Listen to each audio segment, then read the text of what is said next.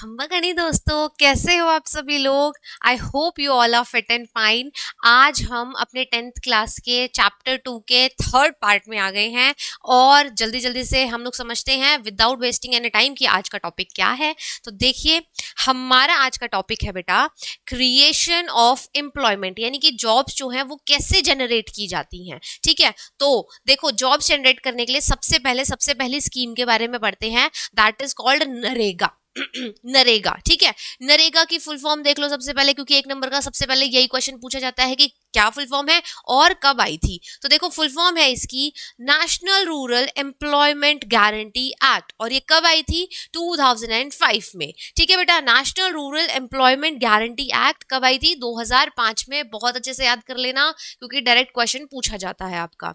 इसमें होता क्या है, असल में इसमें क्या होती है बेटा, सेंट्रल गवर्नमेंट होती है, वो आपको 100 डेज का जो वर्क है वो प्रोवाइड करती है। अब पूरे साल आप नल्ले हो तो पूरे साल नल्ले रहने से बेटर है कि आपको 100 दिन का रोजगार दे दिया जाए कि यार कुछ ना सही से कुछ तो कर लो, कुछ तो कमा लो, कुछ तो खा लो। यानी कि एम्प्लॉयमेंट जनरेशन हो रही है यहाँ पे कितने दिनों के लिए, 100 दिनों के लिए। ठीक है, ये इंप्लीमेंट करी जाती है किसके through, central government. Implemented by the central government for guaranteeing 100 days of employment in a year. Okay, next देखते हैं। नेक्स्ट क्या है हमारा, the government provides money. Government क्या करती है, कुछ स्कीम्स लेके आती है हमारे लिए, हम अगर उसके लिए एलिजिबल होते हैं तो फिर हमें पैसे मिल जाते हैं। ठीक है, तो गवर्नमेंट क्या करती है, हमें प्रोवाइड करती है मनी। अब हमें इन द सेंस किसको बेटा, वो जो गरीब हैं, अमीरों को नहीं, ठीक है, फार्मर्स हैं जैसे कि, तो उनको प्रोवाइड करती है मनी। और बैंक्स बेटा, बैंक को आप तो पता ही, अगर बैंक को लेना होगा तो हमसे डिपॉजिट ले लेंगे और देना होगा तो हमें क्या देंगे, लोन देंगे। तो गवर्नमेंट को हमें प्रोवाइड करने चाहिए क्या, loans to farmers to construct well for irrigation of land. यानी कि आपके पास जमीन है, जमीन पे आपको इरिगेशन करना है और इरिगेशन के लिए चाहिए पैसा, क्योंकि सिर्फ रेनफॉल पे हम डिपेंड नहीं हो सकते हैं। तो जब हमें पैसा चाहिएगा, हमें अपने कुएं खोदने हैं, कैनाल्स बनाने हैं, तो उन सब चीजों के लिए पैसा लगेगा। और पैसा हमें कहाँ से मिल जाएगा भाई साहब, या तो हमें गवर्नमेंट दे देगी या फिर हमें जो बैंक्स हैं वो लोन दे देंगे। ठीक है, मतलब फार्मर्स को, और उनकी हेल्प हो जाएगी और उससे उनकी एम्प्लॉयमेंट जनरेशन होगी, क्योंकि वो सारे साल अपने खेत में लगे हुए होंगे, कुछ ना कुछ खा रहे होंगे, कुछ ना कुछ कमा रहे होंगे, और फिर उसके पास उससे उनको पैसा मिल जाएगा। ओके, पैसा इन द सेंस अपनी काम कर रहे हैं और वो क्या नाम है, कमा रहे हैं। ऐसे नहीं कि मांग रहे हैं किसी से, जी नहीं, ये जो लोन है वो उनको वापस भी करना है। ठीक है बेटा, अब देखो, under employment in rural areas, जो हमारे रूरल एरियाज है वहां पे क्या होता है, अंडर एम्प्लॉयमेंट होती है। ठीक है, आपको पता है कि शहरों में जो हमारी एम्प्लॉयमेंट है वो ज्यादा होती है, जॉब ज्यादा होती हैं, और जो गांव है वहां पे जॉब्स जो है वो कम होती है। इसलिए हमने देखा होगा कि लोग माइग्रेशन भी करते हैं। माइग्रेशन करने का कारण ये होता है, 9th क्लास में पढ़ के आए थे ना कि माइग्रेशन क्यों करते हैं लोग, वो जो लेबर वाला चैप्टर था हमारा उसमें, तो उसमें था कि माइग्रेशन इसीलिए कर रहे हैं क्योंकि जॉब की अपॉर्चुनिटीज ही नहीं है। तो जॉब की अपॉर्चुनिटीज लेके आओ यार।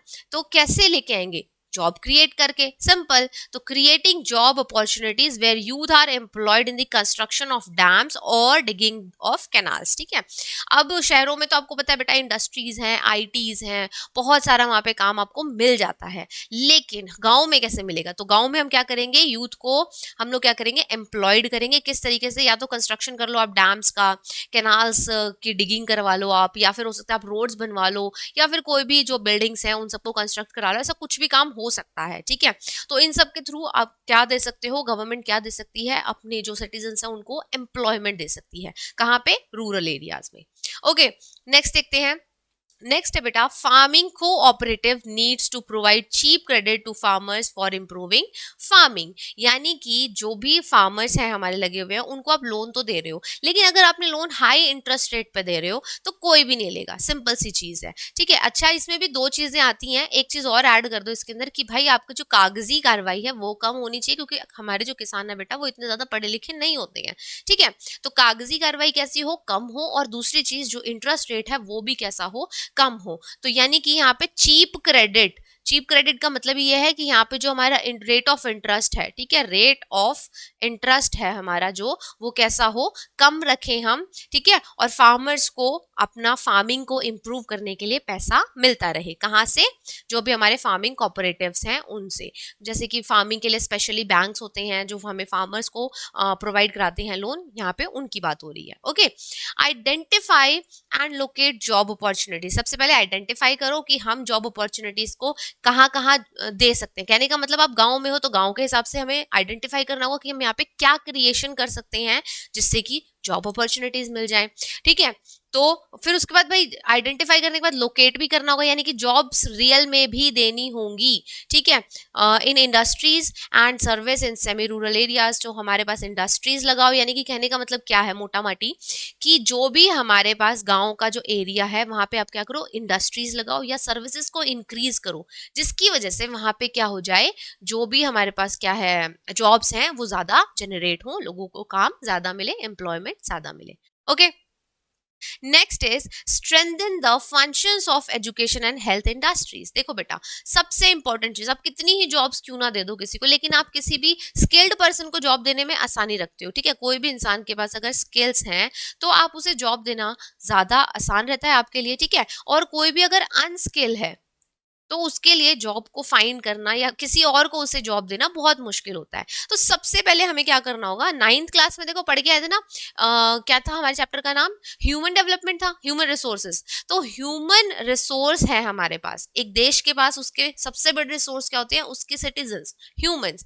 उसमें इन्वेस्ट करो, यानी कि आप उनकी एजुकेशन में इन्वेस्ट करो, आप उनकी हेल्थ में मतलब जो है इन्वेस्ट करो। उनकी हेल्थ अच्छी होगी, वो ज्यादा सालों तक कमा पाएंगे, ठीक है? उनकी एजुकेशन अच्छी होगी, वो स्किल्ड लेबर बनेंगे और वो आपको ज्यादा कमा के दे सकते हैं, ठीक है? तो ये दोनों चीजों को हमें क्या करना होगा? स्ट्रेंथन करना होगा, यानी कि ये हमारी वीकनेस नहीं रहनी चाहिए। हमारे गांव है चाहे हमारे शहर हैं, पढ़ाई और हेल्थ दोनों पे ही बहुत ज्यादा ध्यान देने की जरूरत है, जिससे कि क्या होगा? स्किल्ड लेबर हमारे पास जनरेट होगी और स्किल्ड लेबर होगी तो वो काम अच्छा करेंगे और काम अच्छा करेंगे तो जॉब की अपॉर्चुनिटी ज्यादा होंगी, ठीक है बेटा? अब देखो, proper planning and support from the government to facilitate services such as IT and tourism. तो भाई last but not the least यही है कि जो हमारी गवर्नमेंट है उसको प्रॉपर प्लानिंग करने की जरूरत है, इसको सपोर्ट करने की जरूरत है। किस चीज को भाई? हमारी आईटी को और टूरिज्म को, जिसकी वजह से लोगों को ज्यादा से ज्यादा काम मिल सके, ज्यादा से ज्यादा अपॉर्चुनिटीज मिले। आईटी में आपने लोगों ज्यादा सपोर्ट कर दिया है, ठीक है? तो आपने मतलब टावर्स वगैरह हर जगह पे लगा दिए हैं, आप हर जगह इंटरनेट कनेक्शन पहुंचा रहे हो, प्लस सस्ती सुविधाएं दे रहे हो, तो ऑब्वियस सी बात है एक रूरल एरिया में भी उसको एक्सेस करना क्या हो जाता है? इजी हो जाता है। टूरिज्म को आप जैसे कि करो, जैसे कि अभी अयोध्या है तो अयोध्या में कितना टूरिज्म बढ़ गया है। अब इतना टूरिज्म बढ़ा है तो इतना ही तो एम्प्लॉयमेंट भी जनरेट हुआ है। वहां पे लोगों ने अपने ठेले लगाने शुरू कर दिए हैं, दुकानें शुरू कर दी हैं, वहां पे लोगों ने कपड़े लगाने, मतलब ओवरऑल आप देखो कि जहाँ टूरिज्म होता है वहां ये सारी चीजें अपने आप आ जाती हैं, यानी कि एम्प्लॉयमेंट अपने आप आ जाती है। तो हमें टूरिज्म और आईटी यानी कि हमारे डिजिटल हम कह सकते हैं सर्विसेज, ठीक है, इनको हमें क्या करना होगा? इनहांस करना होगा। तो ये था बेटा हमारा क्रिएशन ऑफ एम्प्लॉयमेंट कि किस तरीके से एक गवर्नमेंट जो है वो कैसे अपने सिटीजन्स के लिए क्रिएशन कर सकती है एम्प्लॉयमेंट की। एक बार फिर से कंक्लूड करते हैं, हमने क्या क्या पढ़ा जल्दी से। सबसे पहले हमने पढ़ा नरेगा, जो कि आया था 2005 में, जिसकी फुल फॉर्म क्या थी? National rural employment guarantee act. इसमें आपको 365 डेज में से 100 डेज के लिए सिक्योर जॉब की अपॉर्चुनिटीज मिलती हैं, आपको जॉब मिलती है, ठीक है? उसके लिए पैसे भी मिलेंगे, सिर्फ जॉब जॉब नहीं करनी है आपको, ठीक है? उसके बाद जो गवर्नमेंट है वो प्रोवाइड करे मनी स्कीम्स के थ्रू, और जो बैंक्स हैं वो प्रोवाइड करें लोन्स, ठीक है? उसके बाद क्या आता है? हमारा जो रूरल एरियाज है बेटा, उन रूरल एरियाज में हमें क्या करना होगा? लोगों को इंडल्ज करना होगा काम के अंदर। और वो काम कैसा हो सकता है? हो सकता है किसी चीज का कंस्ट्रक्शन कर रहे हो आप, हो सकता है आप कुछ डिग करवा रहे हो, तो कुछ भी हो सकता है, लेकिन लोगों को इंडल्ज करो ताकि उनको काम मिले।